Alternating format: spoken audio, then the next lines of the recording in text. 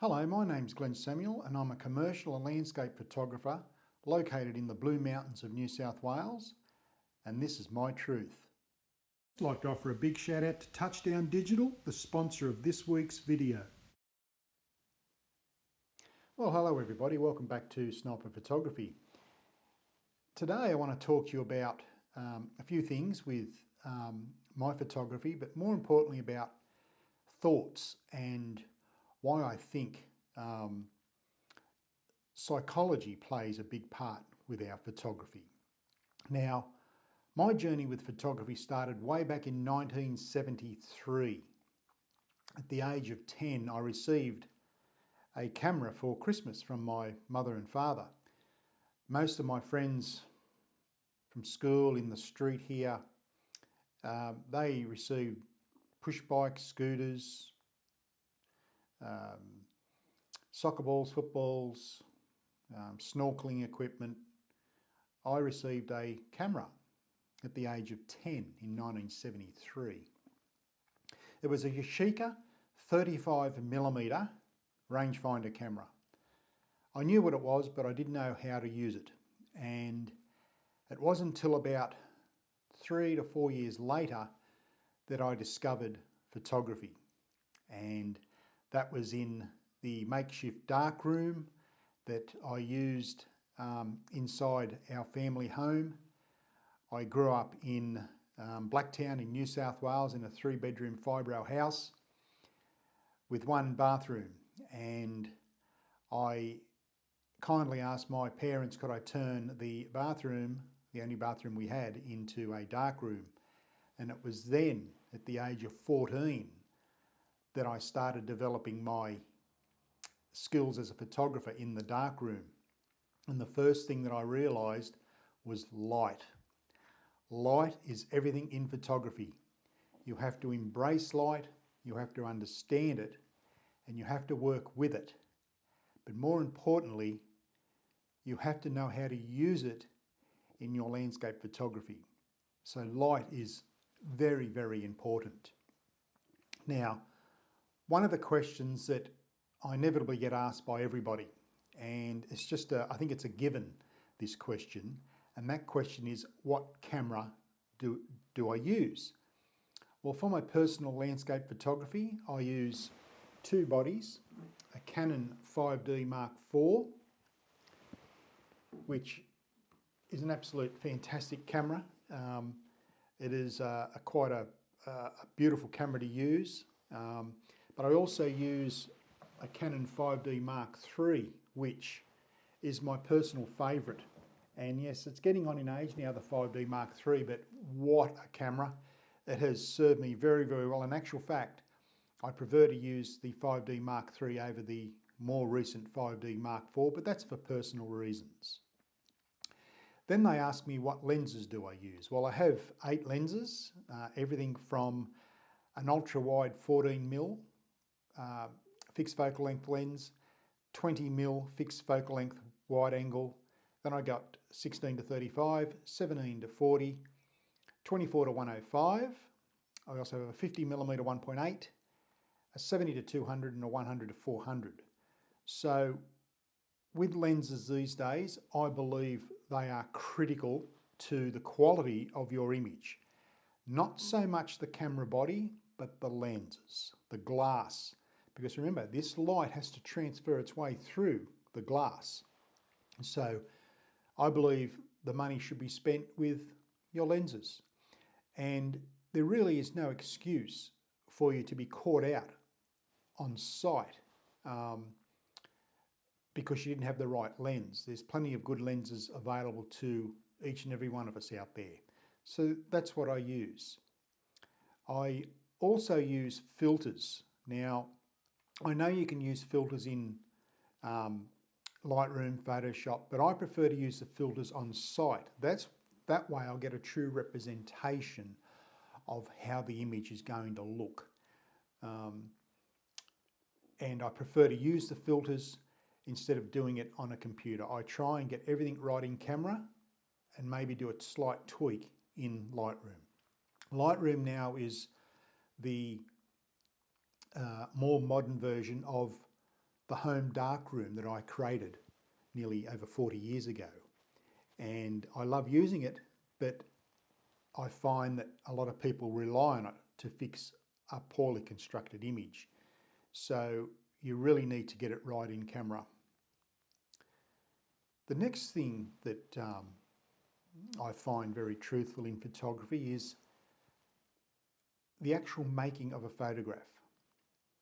Now, there's a well-known saying that Ansel Adams used to use, is that you don't take a photograph, you make a photograph. And that's what it's about. You have to make an image. And I also believe that the image has to have impact. It has to move the viewer. It has to make that viewer feel like they were standing right next to you. Because let's face the facts here. Landscape photography is a very solitary thing. You have no one with you 99.99% of the time. You're out there in the wilderness, in the bush, in the woodlands, wherever the case may be in the landscape, and you're by yourself beside your equipment. You haven't got anybody standing next to you saying that this is going to be a fantastic image. It doesn't work that way because you're by yourself. So this is why it's important to create and make a photograph that has impact. You need to own the image. You need to own the situation, because once you make and create a beautiful photograph of the landscape, it's yours forever. And you need to own that experience. You need to come away feeling, yes, I got this image that I've been looking for. You need to own the experience. But then how do we show people our skills as a photographer? How do we show the product, the final product? And this is where printing comes into it. Printing is paramount to our photography. Now, I print quite a lot. I print probably 1 to 2 images every outing, and I'm going out sometimes 3 times a week. Not necessarily hanging them on the walls inside the house or in the cottage out the back, but I do change them for the seasons. That's what you can show people, because photography is a circle.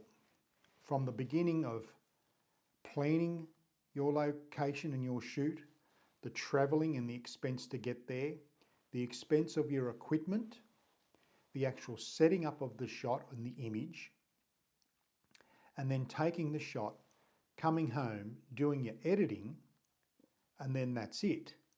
There's one piece of the puzzle, there's one piece of that pie chart missing, and that is the printing. I believe printing your images will always help you improve with your photography.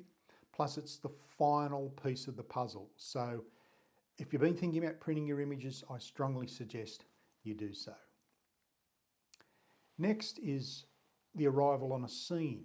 Now, I believe planning is also paramount to our landscape photography.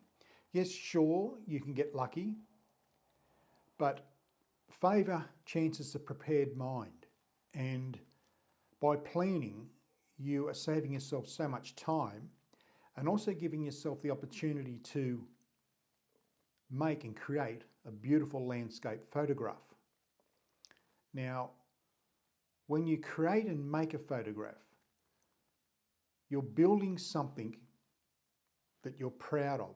Remember, I said you have to own the experience. You have to own the moment. If you can do that, then your success as a landscape photographer will be very, very good indeed. Now, with emotion, creating emotion in photography, recently I posted some images I took here in the Blue Mountains of autumn colours. Now, these photographs have been already purchased from me, and people are saying, how did I do it? Well, the first thing was through planning. I just didn't drive out there. I knew that the autumn colours were there, and I knew that there'd be fog in the area because we had rain the day and the night before. So that enabled me to capture these shots. of these images. And I know that these photographs have worked by the comments that people are making. And that makes me feel very proud as a landscape photographer. And you should feel proud of your work. Remember I said, own the experience. Own that image. It's yours and it's yours forever. So this is where you need to think about each and every time you push the shutter button. I grew up in the days of 35mm film and transparencies.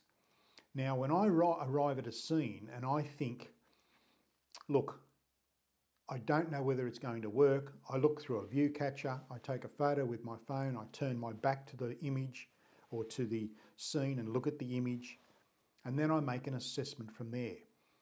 You have to understand that when you're photographing the landscape, you're making an assessment of the actual scene. And you often hear that it's very, very important not to include objects. But it's also very important to what not to include or include into the object or into the objects into the image. So it might be important to leave this out and leave that out, but it's also important to sometimes leave that in and leave that in there. So you're always making an assessment. You're always making a judgment on the scene in front of you. Now, people that know me and the way my style of photography, if I don't think the scene is right, I'll come back the next day and I'll keep coming back until I get what I'm after. Now, the reason why I'm like that is because when I was shooting with film or transparencies, we didn't have that luxury of Lightroom or Photoshop. Sure, we could go into the darkroom, but we really couldn't do much. Now, that's not saying we weren't any good. That's not right. It's just that we were limited to what we had. And this is what I keep saying to people now. If you're not happy with your location on that particular day, try and go back there and keep going back there until you get the image that you're after. That's how I learned photography all those years ago. I had to keep coming back because I didn't have the technology available to me that I do now or that we do now. So perseverance is paramount once again.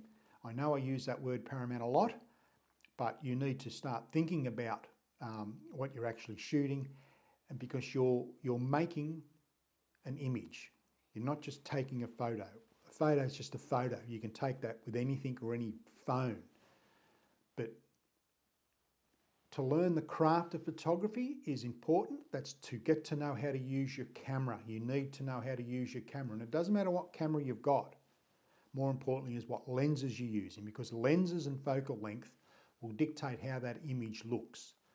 So once you learn the craft of photography, then the art will follow. It's a very simple situation. Learn the craft and the art will follow. And you'll become better at this beautiful pastime we call landscape photography. So there's another saying as well that I like to use. You shoot what you feel, not what you see. Now, sometimes I've been out in the field trying to compose what I believe is a nice shot, but it's not working. Something is missing. Now, I've looked through the viewfinder, I've looked through the view catcher, I've taken a photo with my phone, I've turned around, and I still can't see what's missing. Because what we are actually doing, we're looking at things. We're an observer. You've got to look. The eye and the brain are the two most important things that us photographers have. So use your eyes and the brain and look. Now, there's been times where I will walk away from my camera that's on the tripod and I'll take a step back and I'll look at the whole scene. And then and only then do I get the big picture. That's when I go ahead and shoot what I feel, not what I see. It's a very good thing, remember that. Shoot what you feel and not what you see. Now also too, for me personally, if I'm feeling bubbly and upbeat and full on. I'll go and photograph a big waterfall because it's power, it's constant movement.